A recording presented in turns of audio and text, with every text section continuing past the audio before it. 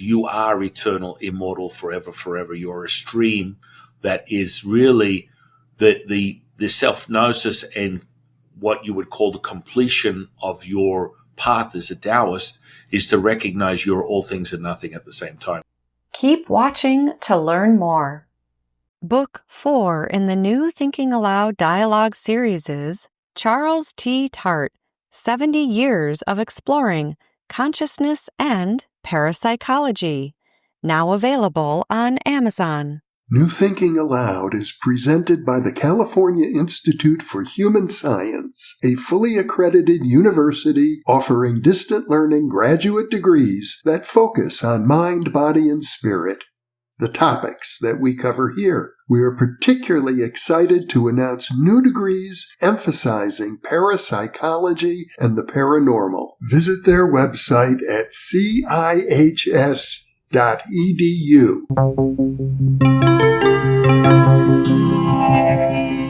Thinking Aloud. Conversations on the leading edge of knowledge and discovery with psychologist Jeffrey Mishlove.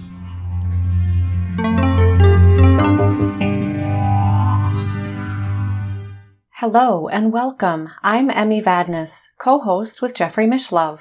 Our topic today is Metaphysics of the Tao with my guest, San Qing, who is a Taoist master of Qigong and Nizhang, and he is an ordained priest and lineage holder of Taoism. He is also a spirit channeler and healer. He is author of the books Tao Te Ching, Magical Register, Immortality Crystallized in the Material, and The Ancient Practice of Synchronicity, How to Manifest and Realize You Are the Universe. If you enjoy this program, please like, subscribe, press the bell icon, and share. San is joining us from Las Vegas, Nevada. Now I'll switch over to the internet video. Welcome, San. It's a great joy to be with you on New Thinking Aloud today. I'm so grateful to be here. You are a lineage holder of Taoism. To get us started, what is the Tao and how did it come into being? So many people have variables of what that is through their own exploration. Through historical timelines, many people have translated Taoism, more specifically the Tao Te Ching, as an origin point or a foundational point for anyone that is seeking to know more about thyself. And so when we go deeper into how long the history of Tao has been present in a cultivational practice, and furthermore going back to the Taoist canons, which are sort of like the ugly stepchild of the history of Tao because they've been doctored and manipulated over time, and there are historians that have created a really deep plethora of saved or less than sacrificed documents through that path. But we would go back to 6000 BC, where through the history of Taoism, it was sparked by a relationship with an official alchemist by the name of the Yellow Emperor, who has, a tremendous history within China in relation to the origin story of China itself, and then how the infrastructure was built to this day, including different variables of Chinese medicine and how that's applied in the aspect of lifestyle, because that is probably the most commonly used aspect of healing within Chinese medicine. But that in of itself is a variable of Taoist alchemy. So it goes as simple as 6000 BC. There is integration of oracle bone reading and pictographs that are starting to ledger and take note of all the experiences, basically accompanied with the beginnings using, Yellow Emperor as the origin point. Now, there's mythical stories behind this where he had taken a celestial dragon and rode it to the earth and was captivated by the universe. And so from the sky, from the heavens, the Yellow Emperor appeared. Now, this is an ongoing thing that many people generate or get excited about. And then his relationship with the universe was he was being magnetized to the earth for 18 days and nights and was downloaded in spiritual terms, all the infrastructure of Chinese culture as we know it today.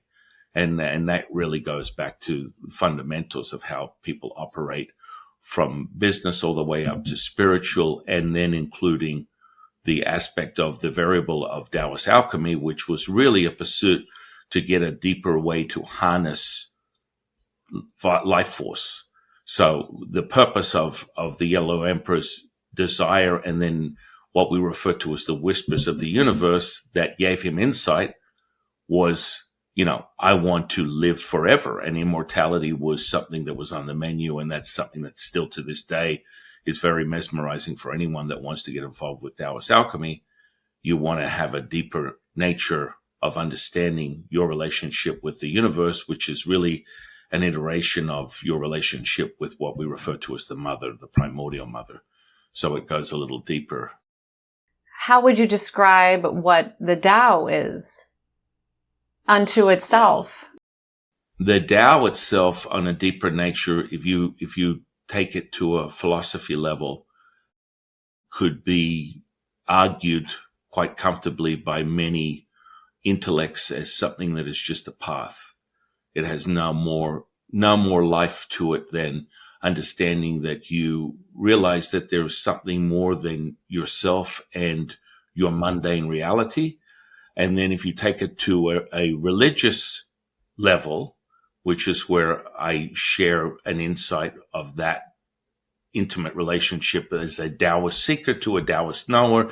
And of course, the knower becomes a wisdom teacher through their rite of passage. We call the Taoist rites of passage. That is a much more intimate relationship where we look at what we refer to as the void, which is very common in many ancient indigenous practices. That is the mother and the stream of vitality or animation to everything that exists. And it all starts from that origin. So, you could potentially refer to the idea of the Big Bang theory that is always in question, whether it is or isn't, due to other people's, versions of what their reality of everything is. But we look at it as the mother inhales, then life is formed and we create yang. Yang is evidence of yin. And so the magnitude of that relationship then forms this symbiosis of yin and yang coming from one stream. And then you have what you would perceive as your own experience that could be considered dualistic in its nature. In some ways, I would even parallel Taoism to a form of Gnosticism, because you understand so much more about yourself. And once you do, you realize you know nothing. Because it just bleeds back into everything. And this is a constant paradox that people come across through this path, is recognizing that you're all things and nothing at the same time, which is so out of the scope of people's reality until otherwise noted. And that's why the alchemy is so rewarding for someone that may come from an intellectual based concept and then transfer it into an experience that can now be validated and logged by the experiencer through their cultivational practice, as they're starting to basically alchemize something that would be an intangible delusional state until otherwise noted, because they're just talking about things that, that's great. Oh, that's so fluffy. That's fantastic. I love the idea of this. Yet until you experience it, as we all know, that it is nothing more than the idea of, and that just goes on and on and on. And I think that's why it's so important. Incredible platforms like this one that you are an ambassador to, is to help people understand the nature of their experience and what that really means to them. And it only takes one interview that someone will resonate with that, and that becomes their version of their absolute truth, which is really only subject to the experiencer, in my opinion.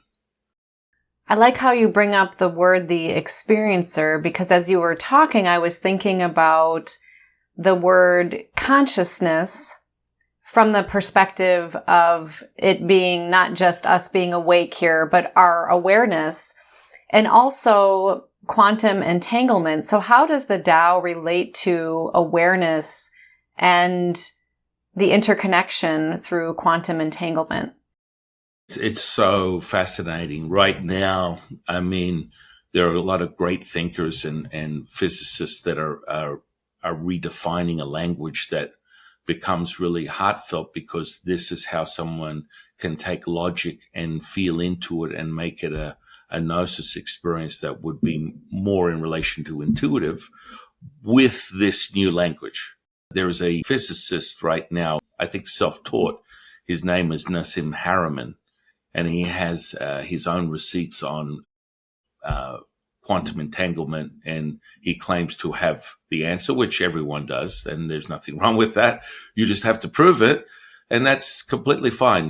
Just take your receipts and bring them to the table and let the peer review begin. When his basically summation of this whole experience, and this is where I refer to specific alchemy practices that literally hit this whole idea of entanglement. Well, it's been put from the beginning of, what was it? Max Planck, I think, was the first gentleman to really stumble across it. Then Albert Einstein had some insight, but then it wasn't really solidified as, I think it was 2022. We had a couple of physicists that were able to quantify it, qualify it, actualize it as a truth through their own theory and equations that made it so with their receipts. Yes, in 2022, the Nobel Prize in Physics was awarded to Alan Aspect, John Clauser, and Anton Zellinger, I'm probably not pronouncing their names correctly, for their groundbreaking work in quantum entanglement. This is absolutely epic for anyone that wants more receipts through their own curiosity to validate what the truth is, because we have our own nodes of measurement through our human timeline. And this is groundbreaking for anyone that wants to take this language and apply it to their own experience. So within Taoism, as I referred to previously, Nassim Haramein, he speaks on his relationship and understanding of quantum entanglement and this theory of black hole energy. And so this is an interesting, it's still a theory until otherwise noted, but that has an incredible implication when it comes to Taoist alchemy, because we have several alchemical processes, and one specifically I'll just use for this conversation is when you're opening up the heart center. We go through this process. It's referred to as observing and witnessing the death of a star, the raising of the red phoenix, and then actualizing black hole energy. And so this is not just something that is within a physics model. It is a very ancient alchemical process. And from that, we understand that we are now emanating as one. So, we can go into depths of bilocation, we can go into the parapsychologist side and then go deep into something as simple as psychokinesis, which is seems to be something that I know that your dear friend Jeffrey is very much an expert in that field. So we experience it, and it's something that is not just a phenomenon in your mind. I always welcome healthy conversations with anyone that has a deep understanding of neurology, because in theory, there's many things that cannot be measured or accounted for, and one would be something as simple as the third eye. If you speak to a neuroscientist, they're going to say that that's not sympathetically innervated, so you're not going to be able to acquire any sense of feeling in that center point. Yet we all know as experiences through energy practices that you can very well activate and have a relationship with the energy on a cellular level that is from head to toe an experience that can be validated. Now, it's for the individual, it hasn't been measured, yet there's a phenomenon going on there that quite a few people could talk about from ancient practices. It's true. Many people are looking for some type of physical or materialistic way to explain these experiences that are at the core, the root of who we all are. Before we go further in our conversation on the metaphysics of Tao, can you share a little bit about how you became interested in this and really devoted a big part of your life to this? Yeah, that's a big one. That's a huge one. But I mean, I will give you a summarized fast version. Yeah, it really was a conscious moment. When you look in retrospect, it wasn't until really my early childhood at about the age of 10. At that point, I had a very weird pull and relationship with Chinese culture.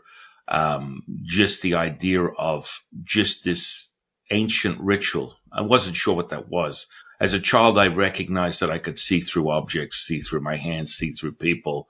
And that to me was never dampened by my mother, because she was a single parent focusing on other things. And her motto was quite simple: you can do anything if you put your mind to it. So I was really left to my own imagination and being able to create all these incredible scenarios that would seem like just, oh, you've got an incredible imagination, that's great, that's nice. Well, it wasn't until I was hit by a car at the age of 8 where I had an actual near-death experience, out-of-body experience, whatever you want to call it.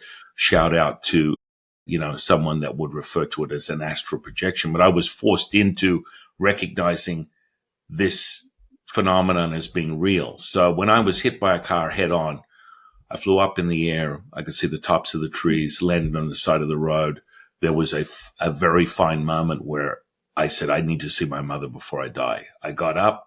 I took 2 steps forward, fell backwards. The second I fell backwards onto the ground, I was projected from my body, and I was literally floating around like Peter Pan, watching my mother running to my lifeless body on the side of the road. That worked into, 40 minutes of observation. Now, what I find most interesting when you talk to people about near-death experiences, there's a consensus about a certain hierarchy. I never experienced that hierarchy. I was just an observer of this process. And the second that it was literally a ridiculous amount of time. The second I laid my body down in the hospital, I was drawn back in. But I get to witness the whole processes of the death and watching my mother mourn my death, and then what was going on in between. Because at that point, I had gone deeply into my curiosity with the whole idea of supernatural potential. So, things like Peter Pan were part of, wow, why not? That's possible. Shout out to Disney, because he is creating this spark of divinity in everyone. When you witness these types of things or watch this type of stuff, if not being controlled by someone else, you can start to expand on what you believe is your reality without being 3 cents short of $1, as most people would put it. And, that's the complexity of that thin line. But in any case, that turned into my obsession with powerlifting and bodybuilding for my childhood. And so I created this whole infrastructure, and I attribute my grounding and my ability to access source information at such a young age due to the fact that I already put in the conditioning from the lower parts of what some people would call energy centers. So if you were to look at it from the fundamental aspect, most people today bypass the foundational work and they want to be Brahman consciousness, cosmic awareness, and they actualize it because that's their intention. But then most common for me, and what I see a lot of, is people can get to a high level of resonance, but they can't hold it, and their superpowers start to diminish rapidly. And that's where they come back to the foundational stuff and end up on my doorstep, where I want to actualize and alchemize the foundation so that you can hold this frequency for as long as possible in this experience. And so this is kind of where I went from 10 to about 17, 18. And I really amassed some achievements, heavy lifting, bodybuilding, powerlifting, and then a voice in my head, which we all are aware of, this ongoing conflict between what you think and you know with this dialogue.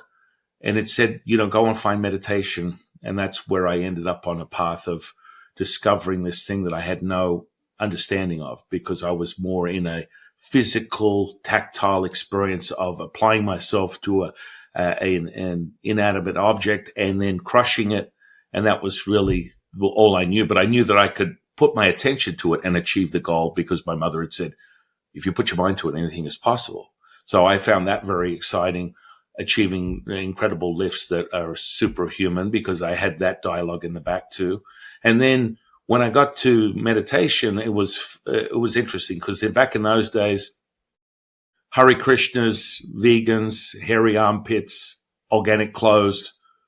This was a movement. We're talking about something that was still very, very fresh for a Western perspective, because you're looking at the integration of psychonautic experiences that really the Western world was not too familiar with, other than the Beatles singing about these really weird things that are going on in a yellow submarine, or furthermore, an Eastern cultist, because people were so afraid of this Eastern philosophy and way of life, where, Yogananda and people like him were breaking ground in the Western world with these ideas of meditation and stillness and finding yourself. So I found through what we call the classifieds back in those days, and my kids are really, completely obsessed with that. What is that? A newspaper? What is a newspaper?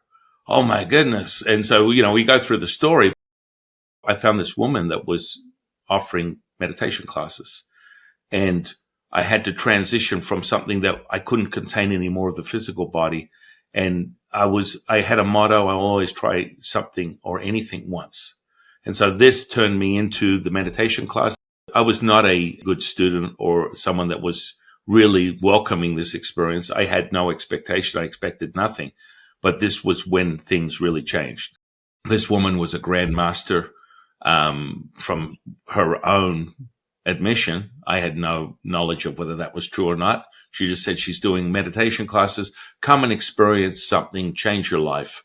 And so when I turned up there, I had back pain. I was miserable. I had no idea of where this was going to go, but I wanted to try it out because this thing was just telling me to.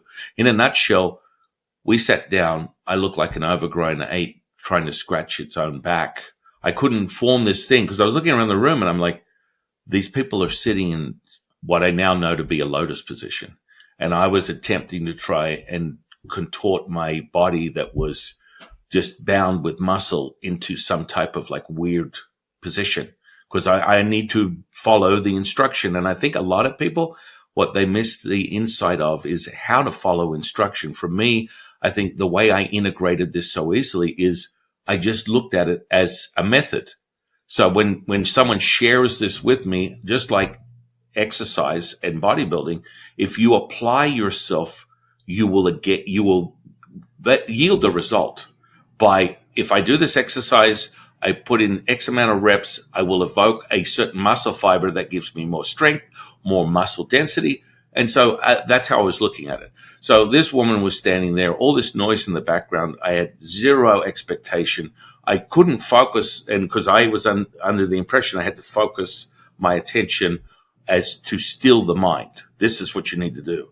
And that's where the phenomenon came in, because she was standing in the middle of the room and we're in a half circle type of scenario. Everyone had their mudra, hand seals, all this stuff was going on.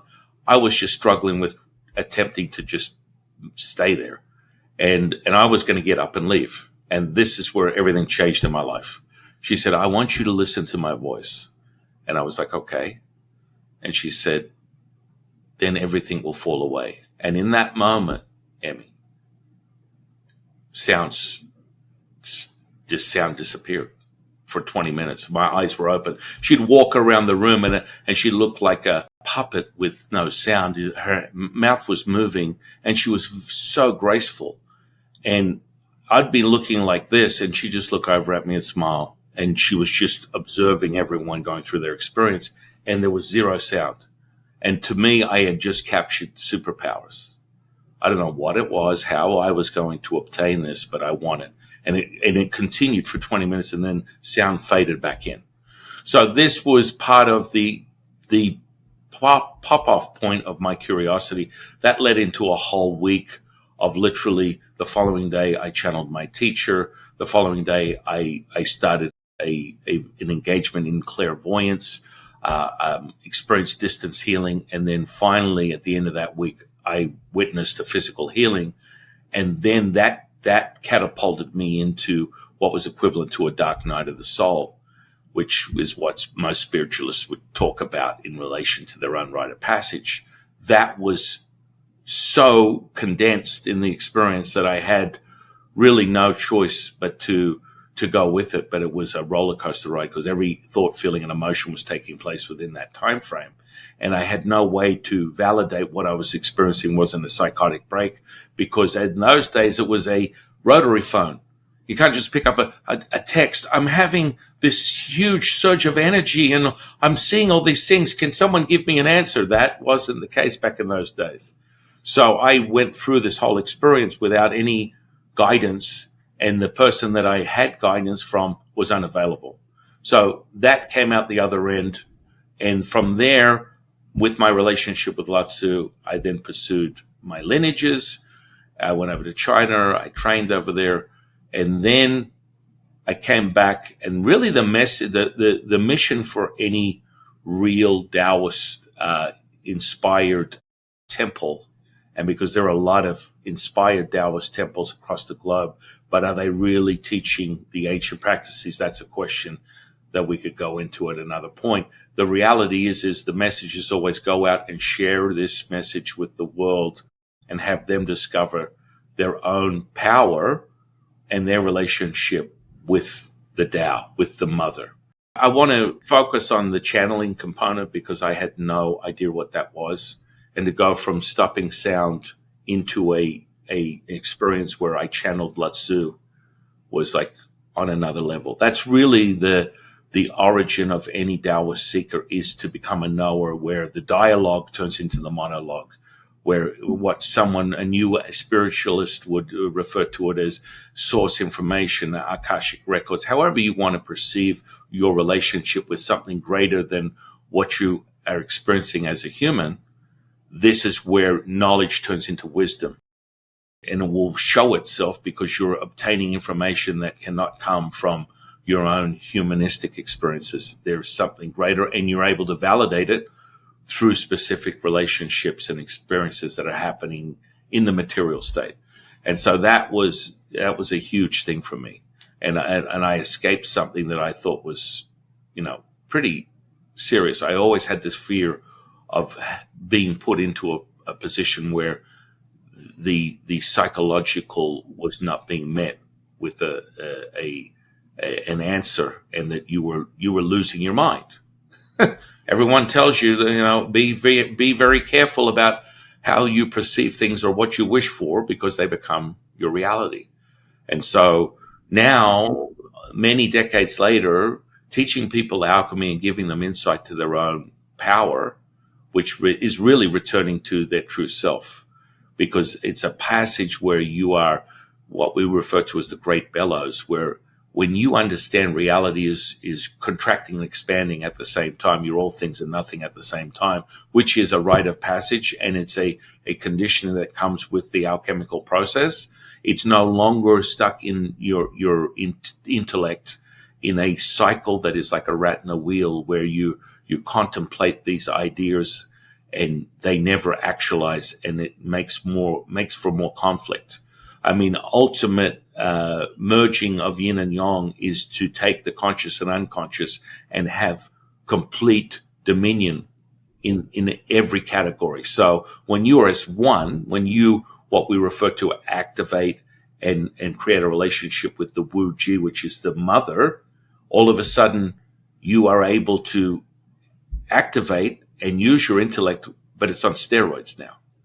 You are really creating an insight that is validated, not just through, experiences, but through languages that are undeniable. And one that I think is very, very valuable right now in human timeline is physics and science and things of that nature, where people can make sense of things and they can feel very comfortable in a community where they're relying on this type of data to help them not feel as though they're losing their mind.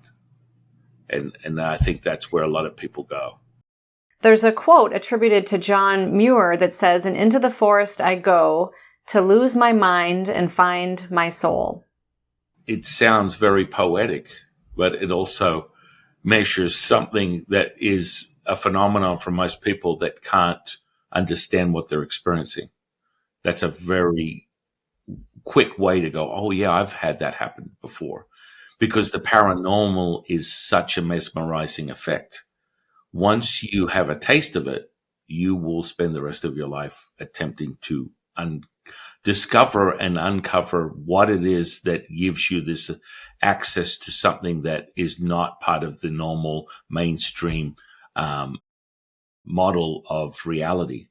And I think we're all coming to the conclusion that that model of reality has been broken for quite some time, and people are starting to accept that there's way more to it than just waking up, operating within your life, having a job, a family, acquiring a few node points of excellence, retiring, purchasing a home, and then returning back to the dust, which seems to be a cycle of what some people might call the matrix. More and more of this stuff is starting to integrate.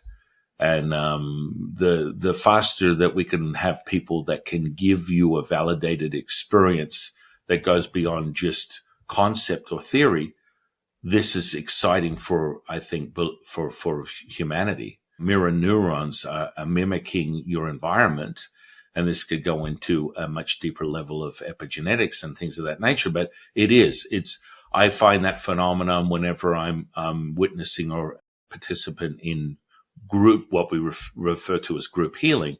You are noticing that everyone comes together, and that, I think, refers back to quantum entanglement and understanding that that is a real thing, and you can experience it yourself through, something as simple as a group environment, a football game, a meditation class. There is a palpable energy that is taking place when people commune and they come together for the same purpose.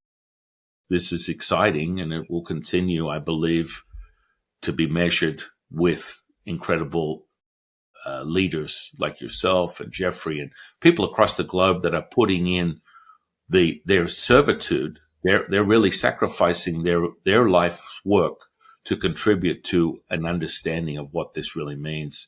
From what I know, I believe that Jeffrey's the only person that's ever been able to measure and get the receipts to qualify what consciousness means in its entirety through that relationship that he had with the consciousness. Was it a consciousness award?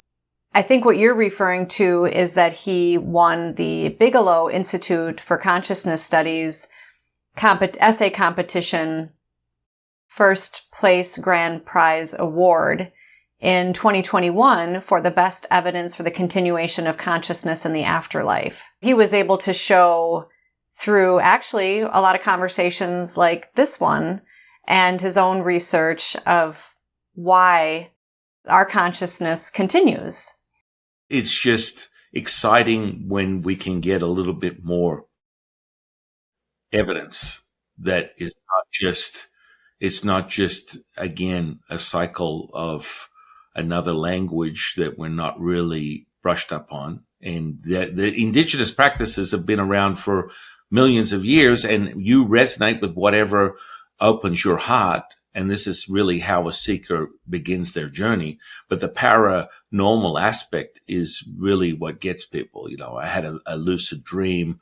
I didn't even know it's a lucid. I just had a dream, and Grandma came to me and told me, "Don't turn left on Wednesday next week."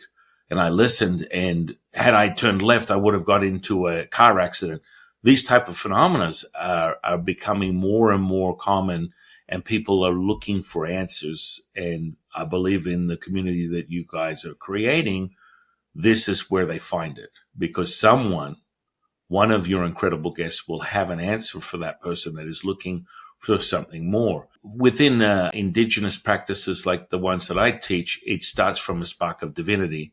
And that spark of divinity is a desire that turns into inquiry. Inquiry then creates contemplation. Contemplation fuels curiosity. Curiosity then supercharges hopium, which is an incredible drug for any human being. And that hopium then returns to a belief system from your experience. Now, that's a crossroads for most people because, okay, I've formed a belief system that is now integrated into my nervous system. It's gone from my brain into my body. And now I am dictating my experience by how I respond to the environment. And that can be problematic if you've programmed yourself for a certain outcome. And that comes down to thoughts, feelings, and emotions. And when you start to recognize that you have complete dominion over that experience, then you can change how you receive your insight through your own journey of conditioning. And I will always talk about the conditioning. Stress, adaptation, which is where you're contracting, and then your expansion that doubles in volume, because you must be able to experience it for yourself for it to be actualized. It's, everyone will talk about the absolute truth. The only absolute truth is yours, in my opinion, that is measured by your own experience. Now, that means that if you are someone that is constantly met with an experience where thoughts, feelings, and emotions have led you to discontent, and that your life is miserable, how you see it, the glass is half empty, and every journey you go on is measured short from what it should be. This is a conditioning that you have created.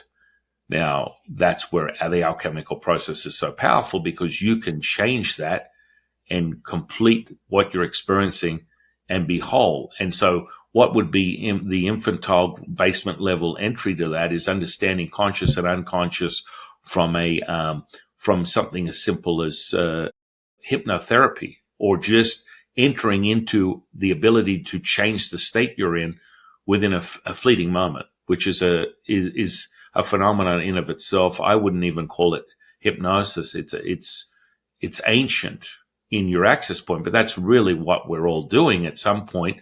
Whether we're looking at a phone, we're driving down the street, we're experiencing these things that are taking our attention and intention. And when you form that, all of a sudden, from a Taoist perspective, you are now evoking the spirit body, the Shen. And then you are able to create from an energetic and a material state, which is two of the same. But the material is a lower distorted state that has been created by the energy.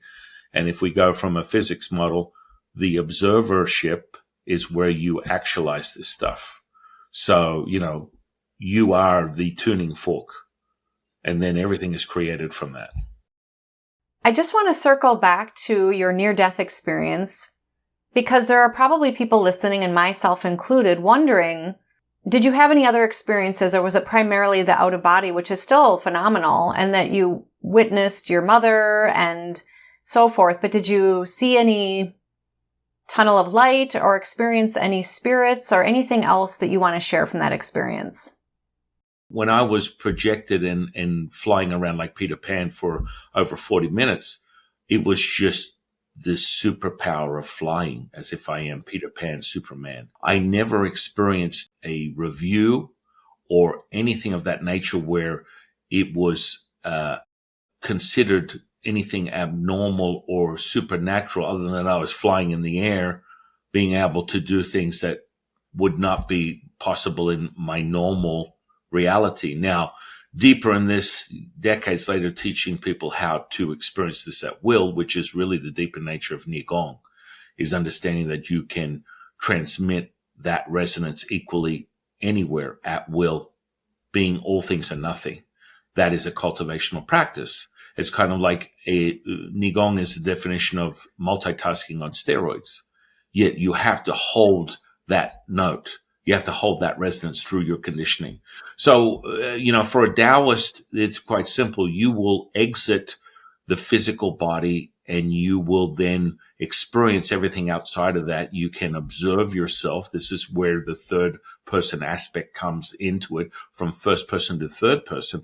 And then ultimately you will merge with everything and there will be no sense of identity. Now, for a Taoist, you will go through the phase of the physical world. You'll enter what we refer to as a veil that is sort of like the separation between what you're experiencing within this material state, and then you enter into phosphorus white light.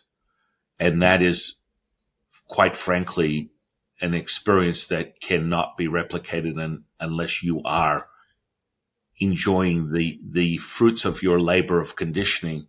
And then between that is the void, the mother. So it's phosphorus white light, then the void. But between that is where you can enter into any infinite amount of possibilities. So this is a consensus for Taoist alchemists. It does not come in the same framework that most people that you have heard of will say, I had a review. I was spoken to by my soul, my oversoul. There was more depth of the experience. And this is why I always say it's subjective to your own belief systems that are founded from things that are previous to now, what you're experiencing in this lifetime, that will form this experience. But, it's like the macro psychokinesis experience. You are having a collective experience that the more people that resonate at the same level, they will join in the simulation. That's just how it works. I mean, from a mirror neuron level, it's very simple. You go into a crowd, you go into an event, a music event, or a football event, or some type of sporting event. You will experience this visceral connectivity that takes place, that is like a wave of energy that goes across the whole auditorium or wherever you're experiencing this. This is something that people just take for granted and accept as just part of the event. Yet they're all connecting at a level and holding that resonance. That's why you experience it so deeply, whether you're watching it in a TV screen or you're there. It has the same phenomena. Now, today, sure, 30 years ago when I was doing exorcisms as a foundational ritual within Taoism, and I don't do them as often now because it's just something that doesn't seem to come up on the menu. Normally, people would have a psychotic break and want answers, and they were diagnosed with a disorder, and then we go deep into their own relationship and how to basically exercise things that are controlling their operating system. And this is part of the exorcism process. Now, today, that same person may wake up and recognize they're channeling the Palladians, open up a YouTube channel and get 100,000 followers. They don't even go there anymore. They're not even there. So what I've also noticed is within the auric field of people, there's more and more evidence that I see with my own sensory perception development of alien entities within their energetic fields. Now, that's whatever they're into. So I'll see something, I'll be like, are you familiar with this weird alien that has a long neck, blue hair, and bug eyes? And they're like, oh my goodness, that's my relationship with this particular entity. And this is just part of conditioning within Taoist alchemy, that you develop sensory perception that could be titled clairvoyance, mediumship, channeling. It's all part of the same soup, but you condition yourself for that. And so back in the day, exorcisms are still very real, because once you empower someone and understand how that you release whatever that energy is, this is a very deep relationship in alchemy. And, it's also shown in other forms of cultivation and religious backgrounds. So, Catholicism has exorcism. I mean, this is not anything new, but what people need to understand is you are the creator. This is what I've discovered over all these years. You are creating your own experience, and now we need to help you liberate whatever it is that you're attuning to that is not giving you the experience you're looking for, because it's based in a fear. And that energy would be referred to in some practices as a succubus, that is feeding from your emotional content. I believe Bob Monroe at one point coined the term the loosh, because he was convinced that this was an energy that was consuming from a collective. Now, it's a subjective thing, in my opinion. I tend to revert back to the psychological makeup before we go into something that is outside of the scope of reality for the experiencer, but they have to show evidence. And, it becomes very deep, and what you're able to create and connect with is up to the individual. That's why we all have our own way of saying tomato or tomato. It ends back in the same place. Yeah. You mentioned that we are the creators of our own reality. What does Taoism offer in relationship to magic or manifestation? That's an awesome question. I love that, because it comes down to your as I referred to a little bit earlier. There was the connection that the Yellow Emperor had with the universe, and we refer to it as the whispers, where you are getting insight and guidance to your experience. So magic is a foundational thing that you codify the energy, the architecture, the energetic architecture within the body, which becomes as palpable as the flesh. And it's a system that runs independent of your own thinking. And that's part of the alchemy that's so potent for anyone that gets excited about wanting to know more about this path that is not considered normal. They want to have insight, and they want a repeatability. And the repeatability comes from the conditioning and the cultivational practices. So magic, once you actualize the energetic body and the infrastructure of that, this system will run independently. And so this is where you start to do some really crazy things, where you can store energy, not just in the system, but saturate the cells of the body.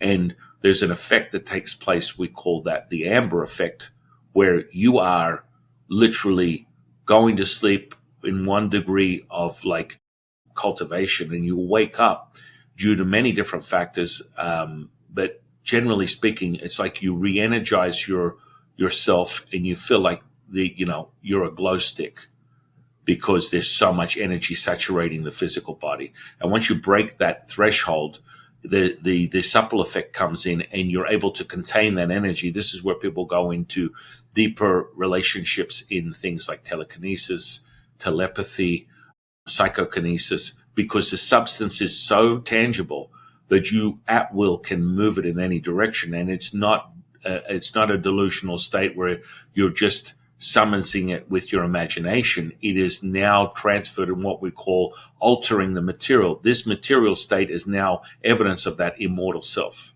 And that comes from that practice. So once you have that set and down and put into place, now you can start alchemizing the magic through incantational rituals that will alter the fabric of the reality that you're attempting to apply it to.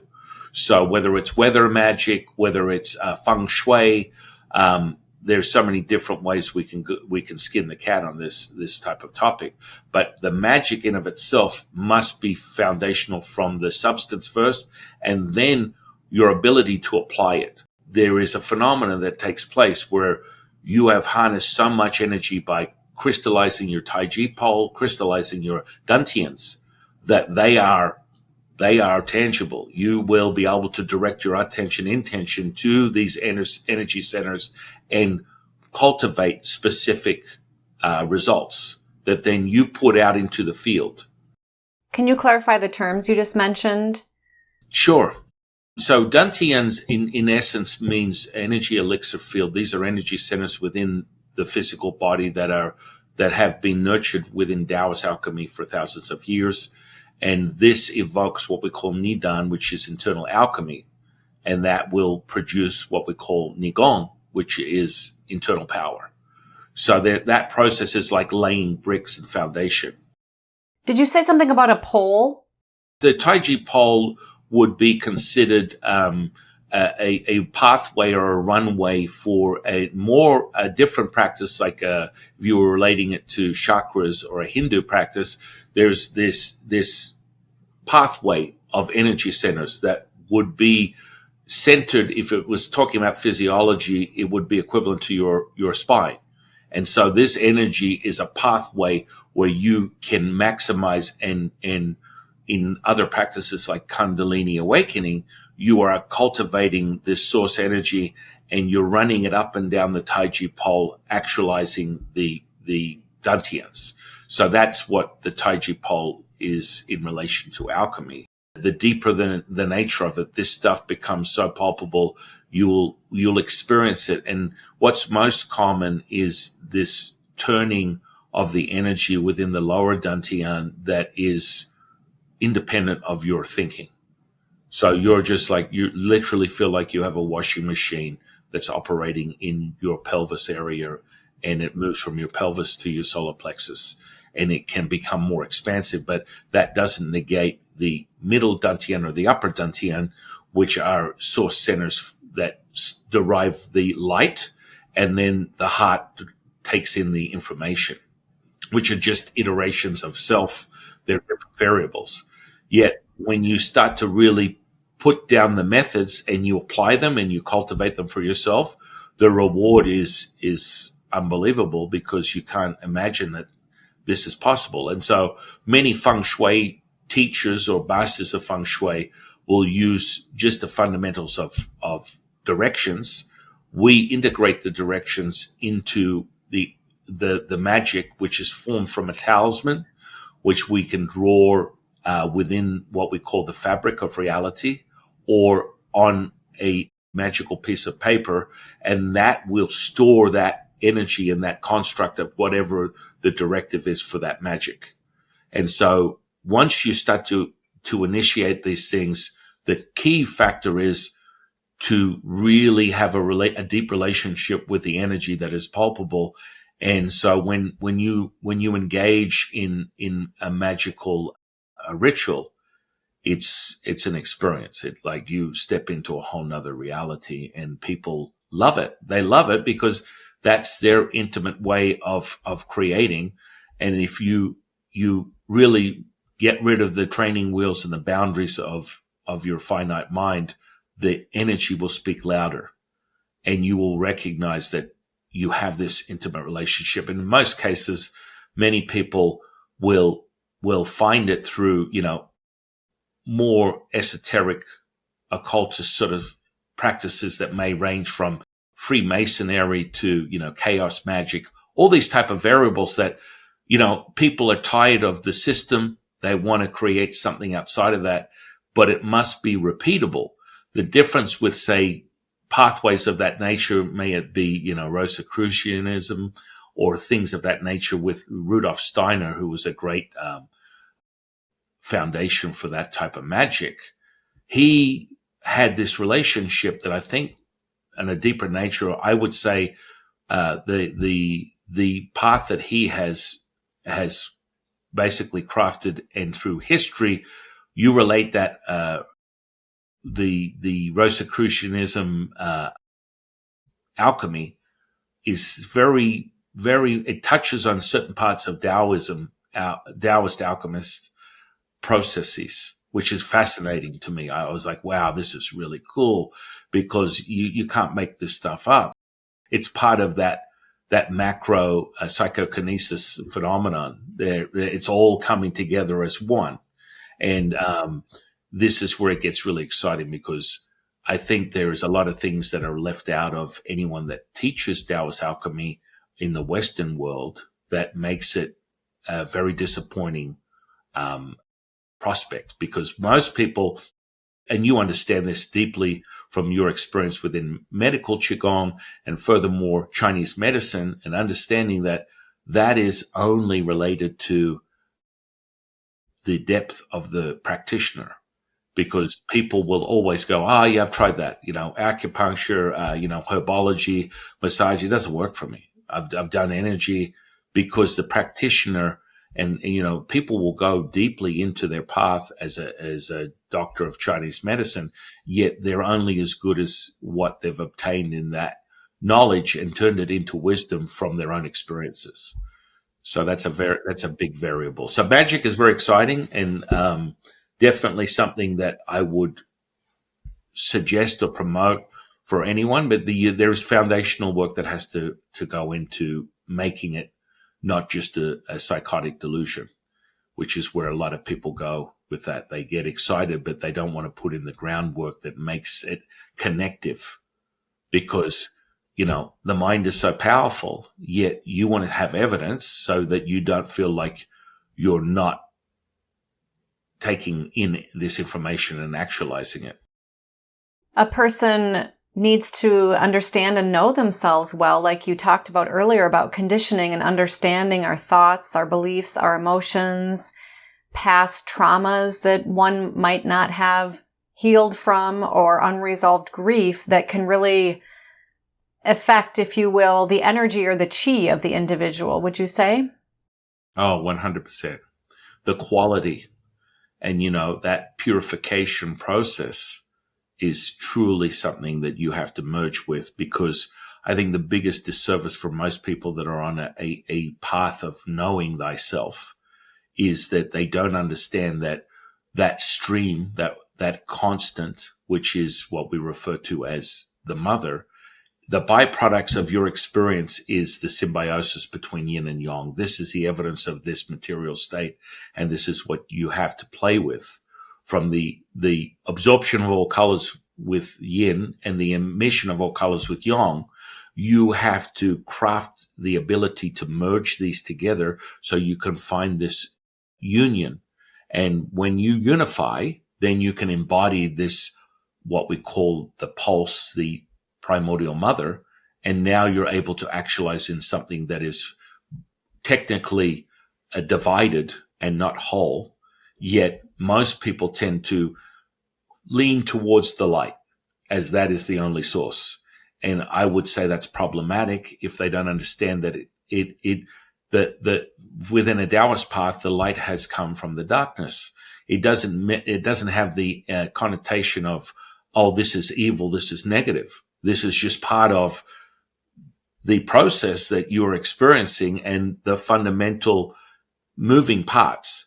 And so when people stay in, I am the light, I am in the light, what happens is they get an all-time high, and this is where you can go to the alchemical fun factory of, excessive production of dopamine, the lack of serotonin, because of how you are priming your nervous system with your belief systems.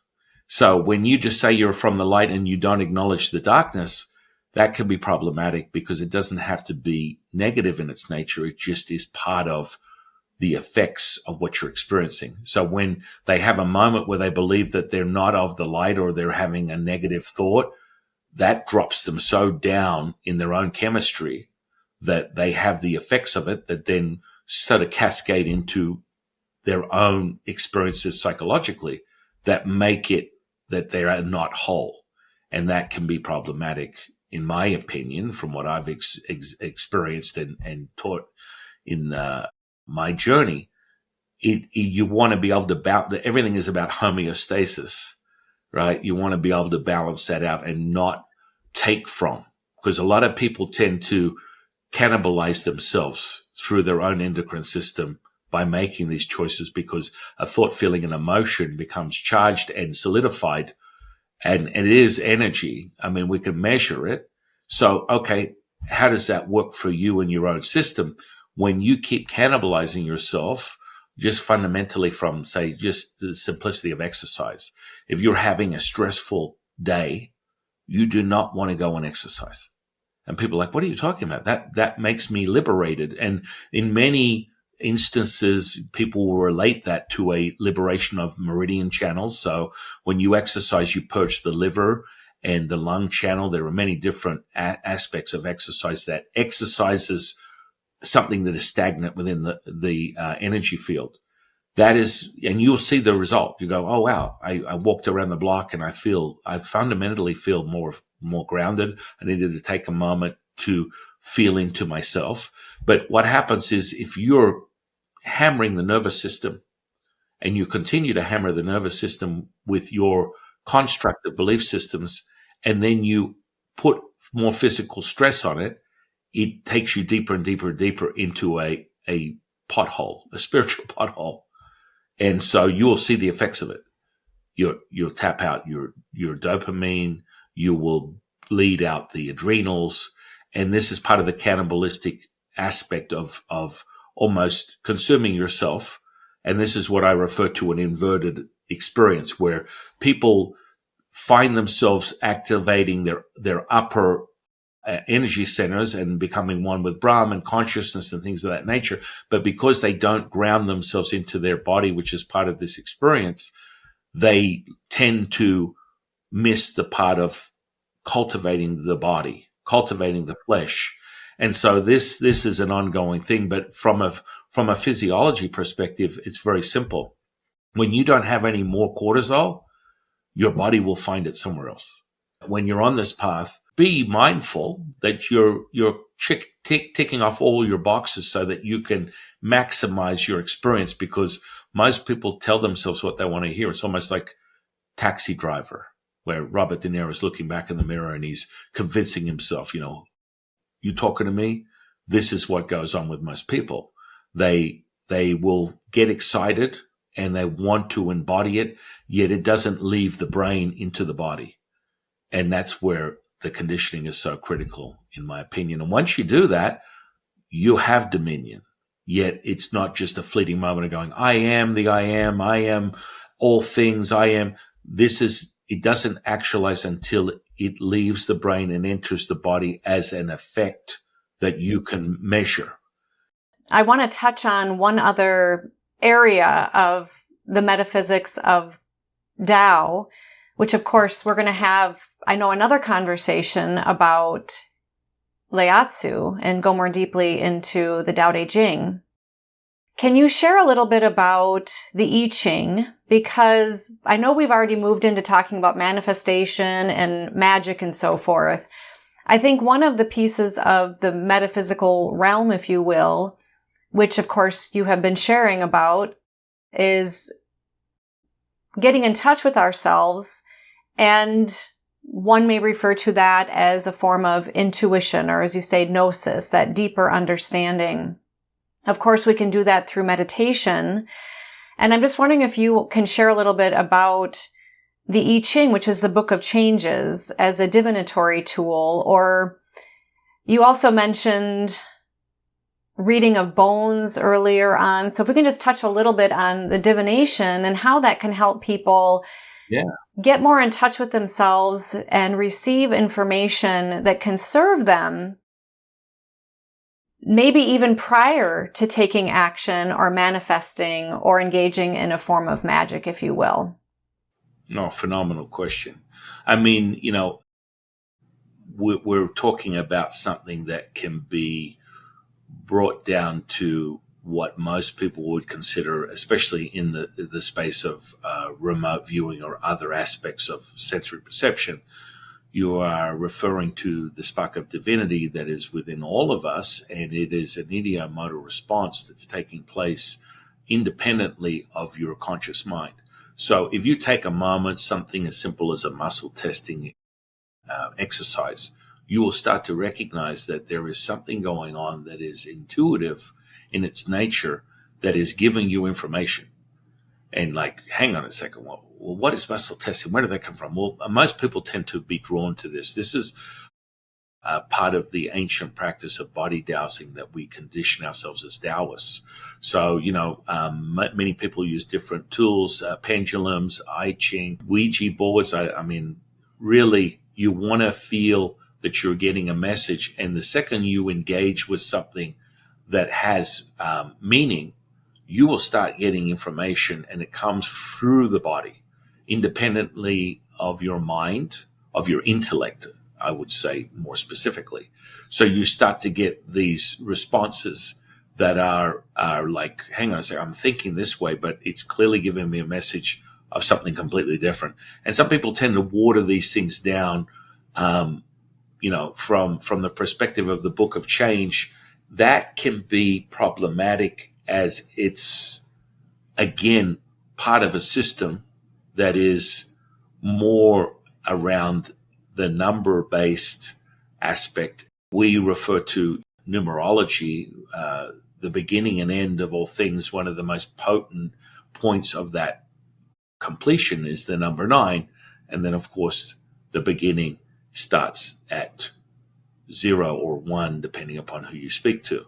And so within that is the creation, the completion, and then, of course, we return to the rebirth. So within any polymath setting, you would refer to 9 that can be 1 or 0. It can be either or. Now, that's a phenomenon because you go deeper on that. It doesn't make a lot of sense until you hold court with someone that can really crunch the numbers. But in a Taoist setting, it absolutely has tremendous meaning to what the messaging is and how you find that messaging through that system. So everything has a system, everything has a purpose. But once again, the person who is the initiate or the person that is implementing this tool to get a result, it can be variable. So you want to learn how to understand thyself through what a lot of my remote viewing friends would refer to as ideograms. So you're starting to create a personal relationship with your intuition, looking at conditioning from a perspective of someone that wants to learn more about themselves. They can start with something as benign as a pendulum. Let alone, let's not use a system like the Book of Change or something much deeper that you have to become more familiar with. But hey, I want to get some information, and let's just program ourselves with our own intuition and say, I just want to start with a yes or no answer. And how do you find that? Because when you attune yourself to this, and it's as simple as saying, now I want to experience it, your body will start to respond. So it will accumulate the spark of divinity through the body, and it will start speaking to you independently of your intellect. And you'll be like, holy moly, where did this come from? How is this possible? Because it's streaming through you constantly. And so I would start with a pendulum, to be quite honest, because it's very easy for someone to quickly get a response that can give them a yes or no answer. And they'll start to realize there's a formation in your mind that you can see in your third eye where the yes or no will start to come in like very clearly. And the more you invest in your own conditioning, the more it will become very apparent that this is taking place. And that's where there's a method to the madness that I refer to, the alchemy process, to give you sense of self through a process that is repeatable. And I think that's where once you graduate from that and you feel comfortable with it, then you can start using incredible divinity codes like the Book of Change. And furthermore, other scripture that makes it really, really clear to the experiencer where they're getting their information, where they need to go, and the simplicity of left or right or good or bad can come back to the experience you're having within this dualistic simulation. So then it's very clear. It's not too deep in any direction, but you want to start with that because the body will speak to you. And it's just so bizarre how people don't recognize that. But the first time they do it, they're like, oh my goodness, I'm taking dowsing forks and I'm getting information from that. Now that can be clouded in deception because the individual using a dowsing fork, it can be manipulated a lot more than, say, a pendulum, that if you hold it straight, you will receive information and it will start to move without your body moving, which gives you more sense of validation rather than, oh, well, I'm doing this because I wanted this answer. It's all happening through the body. You just have to find a system that is most repeatable for you, that your clarity and evidence is always a great way. It's like, okay, let me start with getting a few simple things when I ask these questions and they're forming in my mind. That are they clear? Are they repeatable? Am I seeing evidence of a path of language and communication that gives me results? And I think that's the part where it gets really exciting because you can stop this right now. You can do this immediately after this conversation. You listen to this and try it out for yourself and be surprised that you are accessing information immediately. Yeah. Great advice. A few times you've mentioned the mother in relationship to the void and the relationship of the yin and the yin being the feminine principle or the nature of the feminine, not necessarily in gender, but in qualities. Where is the masculine or the father energy in Taoism? That's a great point, because a lot of people are missed with that in like, well, hang on, where's the, well, that is created from the mother's breath. Yang is now a representation of the material form. And so the moment she inhales, everything is born from that womb of creation. And this is where people are like, oh, that really resonates with me. Yet on a logical level, that doesn't make any sense. But generally speaking, if you're separating everything from yin to yang, it makes absolute sense from an indigenous practices perspective. It would relate back to more a scientism viewpoint of the Big Bang Theory. How did that form? How was that created?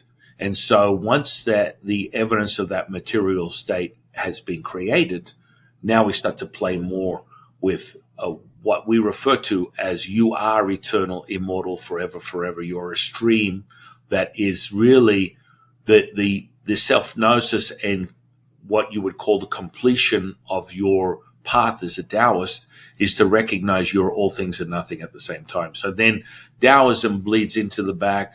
Any type of ism becomes part of the fabric, and you recognize that you're Taoist, Catholic, Buddhist, you're everything. And so the identity is dissolved, yet you can also appreciate that it has an origin. It has an origin. And that's where Taoism is fundamentally, I think, different to a lot of past, because we're not focusing on you being, idolizing a particular point of awareness. This is a method to help you realize who you are, return to who you are as whole. Part of actualizing your clair senses and supercharging them is evoking what we call yin eyes. And so I've had the intuitive ability since a young boy, but I was also born into an environment being raised by a single parent. And I sat around the table with a bunch of academics that were going through their masters and their PhDs, and they're all women that were also embodying a movement at that time that was a little bit more radical. And to my mother's confession, she'll believe she might have been a little bit indoctrinated into a feminist movement. Yet through that, I was so much like actualizing my softness and the yin element, which is so important when it comes to intuition.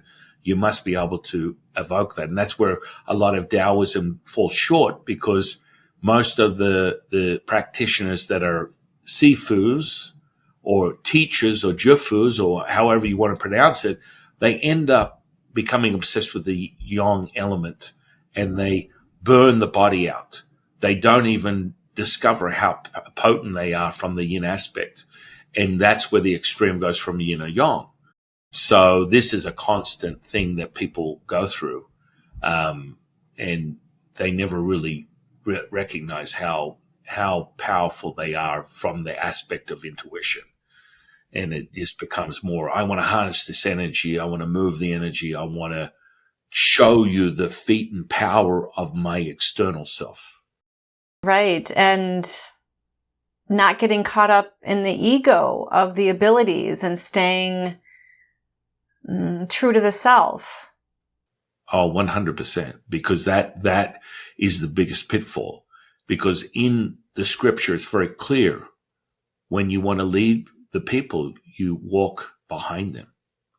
And when you understand that all of this means nothing but to help, as you are an ambassador to their good will and nature, and helping them guide them to their own gnosis that doesn't require them going, oh my goodness, my teacher San Qing was so amazing. No, that bleeds into the background, and they recognize that it all happened on its own instead of it being, I have this incredible high point, and all of this is attributed to my master's insight. That's a hierarchy that people fall into. And, everyone has their own experience, but I will tell you it has limited resources and will eventually show your mortality.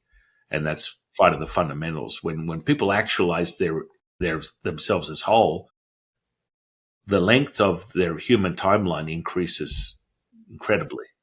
But most people become obsessed with the bauble and they want to stay there. I am the healer. I am the psychic. I am the medium. There's nothing wrong with that.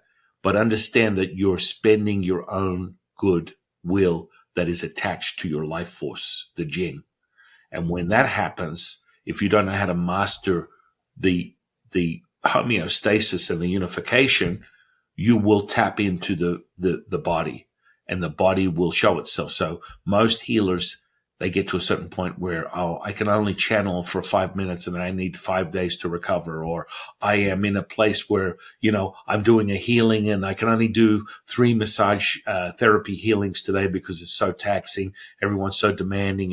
You see a pattern here, and it's really consistent with someone that doesn't understand how to actualize their power. I mean, I think a New Age spiritual word would be sovereignty.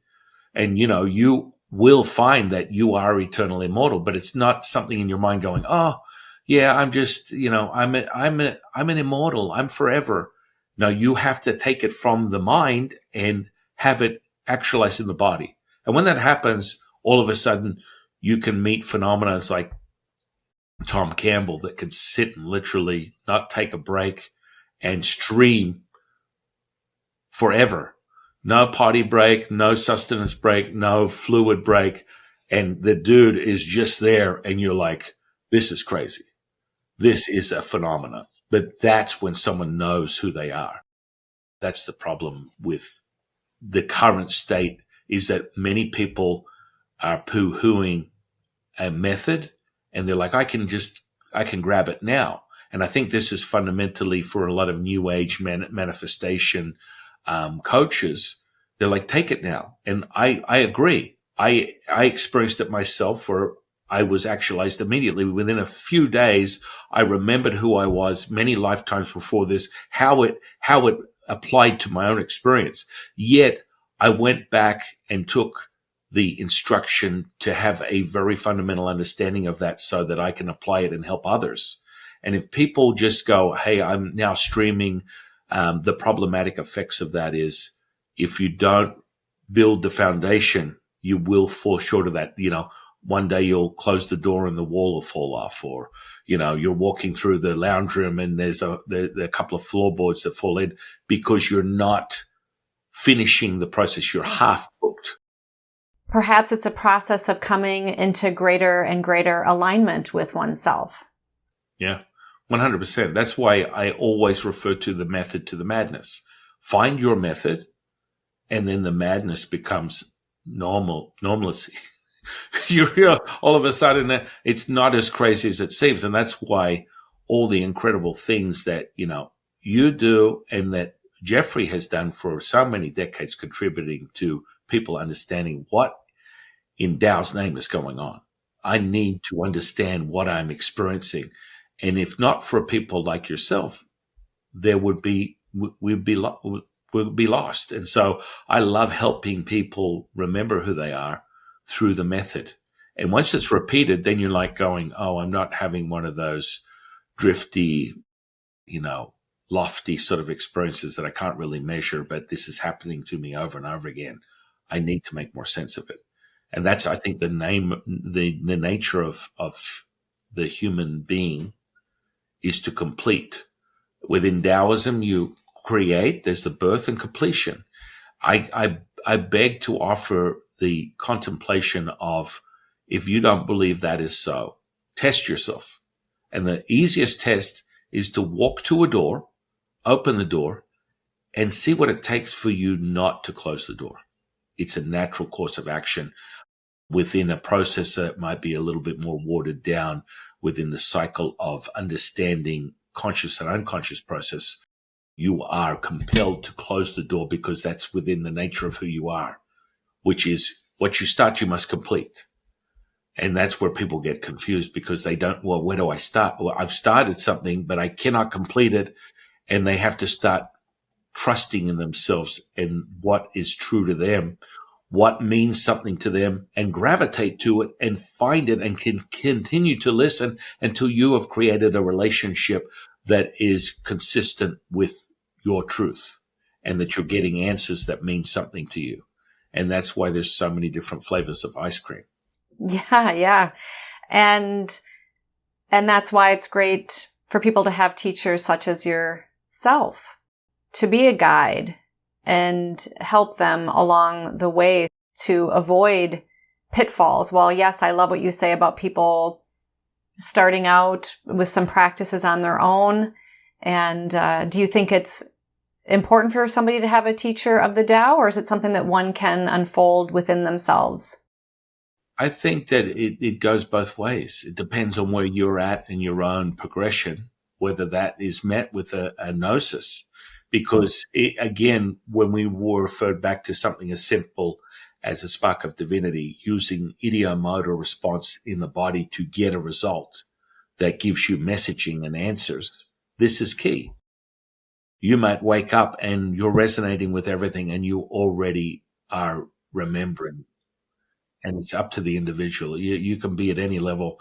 You know, it's so funny because when I look back at, you know, just the gym bro aspect of my life, which I still integrate to this day, I don't get under 800-pound squats anymore. You start to recognize, wow, there is something so satisfying to start and complete things. And then you understand that that's really the nature of everything is. To return to wholeness, you must be able to find yourself. And to complete that is a process. And so some people might just wake up and go, I'm complete. I go beyond knowing I have knowledge. And that will be shown to you through your experience. You will know whether you're full of the proverbial BS or that you are actually living and emanating and embodying this because your experience will show it to you. San Qing, I'm so happy to be with you today. You have shared just a wealth of wisdom. I'm particularly excited to talk with you because my journey into intuition and these realms was definitely led by myself through experiences and precognitive dreams. And from a more structured perspective from medical Qigong, where I learned how to cultivate Qi, work with my own energy, and then use it for healing with others and for myself. Additionally, on New Thinking Aloud, our logo is the rainbow yin yang, which I'm wearing here on my lapel. And there's a lot of symbolism there, and you have articulated much of it in a very beautiful way. And at the same time, like you say, it's meant to be lived for each person. So thank you for the invitation for people to go deeper into this. Is there anything you want to share that we haven't covered yet about the metaphysics of Tao? And I love that that particular logo that Jeffrey's put together for New Thinking Aloud. I mean, it really brings me to the intimate relationship between the sun and the earth, and that emanation of that spectrum of light that really engulfs and embodies the human experience, and furthermore, the energy potential and how you cultivate that energy. And that's where you see it. You know, the practices show you that you can start to harness that and embody that as your truth. It's beautiful. In closing, there's just so much for you to, as an individual, as an initiate, as a recipient, as someone who wants to walk their own path of self-realization, that I would suggest that the explorer should contemplate the idea of Taoism as a tool, because it's very rewarding, and it's actualizing when you just take the steps. So something as simple as taking a scripture, or you refer to the I Ching, the Book of Change, or something a little deeper, you might go into the canons and want to decipher those, which is a whole nother ballgame. But let's just say that you just take on something as simple as the Tao Te Ching. This is where you see fundamental changes in the way you look at things, because we refer to that as a living scripture. And that when you are having an intimate moment of union with that scripture, it's alive. And everyone has the same consensus, which is pretty much common for all ancient scriptures. There's an imbued energy that is within this ancient text that you can experience. And then it's like, oh my goodness, I just flipped the book open, and all of a sudden this particular verse was so much related to what I was experiencing today. And we have that phenomenon over and over again. Going back to what we were saying within, dowsing forks and tarot cards, another phenomenon. How all of a sudden someone is the vessel of this information, and it just returns to an answer that you can't make sense of because it's exactly what you need to hear. You're like, hang on, this person's just shuffling cards out. How is that possible? I welcome anyone with looking to know more about themselves to potentially consider Taoism as a tool for their own remembrance. And if you look deeper, you will find things that are relevant to you. And even if it's just the softness of the Tao Te Ching and it warms your heart, it's a beginning. And that's where I would suggest people start. Beautiful. Thank you so much, San. Thank you so much for being with me today. I've enjoyed our time together immensely. Thank you, Amy. And for those of you watching or listening, thank you for being with us, because you are the reason that we are here.